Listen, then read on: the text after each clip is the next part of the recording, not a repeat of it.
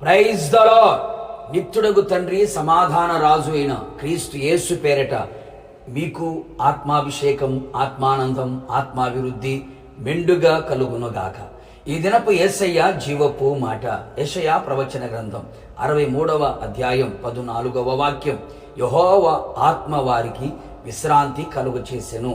అనుదినము ఆత్మలో ఆనందించుచు బలపరచబడుచు నడిపించబడుచున్న ఆత్మీయులారా, ఆత్మ సంబంధులారా, యెహోవా ఆత్మ జ్ఞాన వివేకములకు ఆధారమగు ఆత్మ, ఆలోచన బలములకు ఆధారమగు ఆత్మ, తెలివిని యెహోవా ఎడల భయభక్తులను పుట్టించు ఆత్మ మనకు విశ్రాంతిని కలుగు చేయును.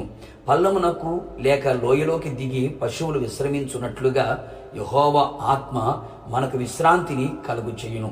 విశ్రాంతి రెండు విధములుగా ఉన్నది. భూమి మీద నిలిచే విశ్రాంతి, నిత్యములో ఉండే విశ్రాంతి.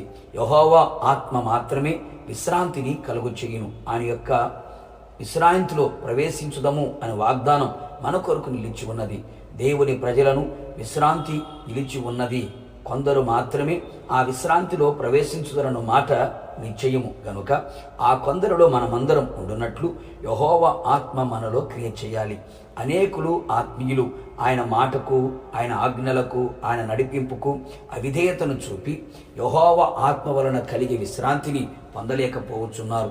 మీ చుట్టూ ఉన్న శత్రువులందరూ లేకుండా యెహోవా ఆత్మ మీకు విశ్రాంతిని కలుగు చేయును.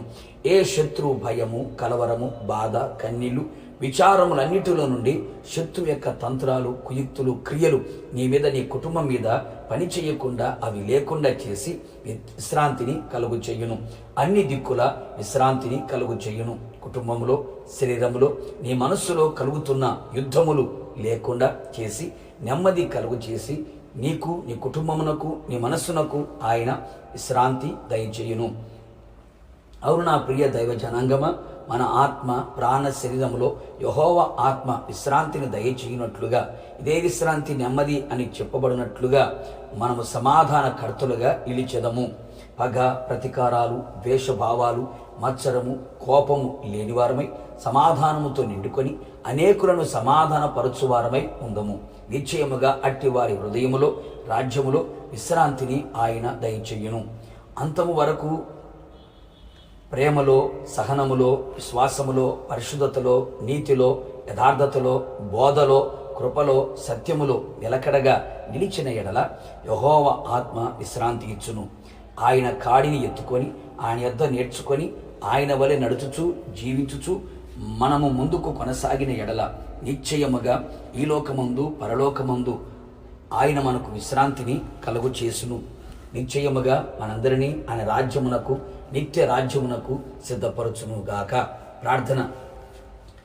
అత్యంత కృపగలిగిన మా ప్రియ పరలోకపు తండ్రి, మీ పరిశుద్ధమైన పాదములకి మరొక్కసారి స్తుతి స్తోత్రము చెల్లించుచూ ఉన్నాం. మరొక మారు మీ పాదాల చెంత చేరి మీ మాట వినడానికి, మీ మాటతో బ్రతకడానికి మీరు ఇచ్చిన కృప కొరకే స్తోత్రం. మీ ఆత్మ మాకు విశ్రాంతిని కలుగు చేయుచున్నదని ప్రభా మీ మాటతో ధైర్యపరిచినందుకే స్తోత్రాలు.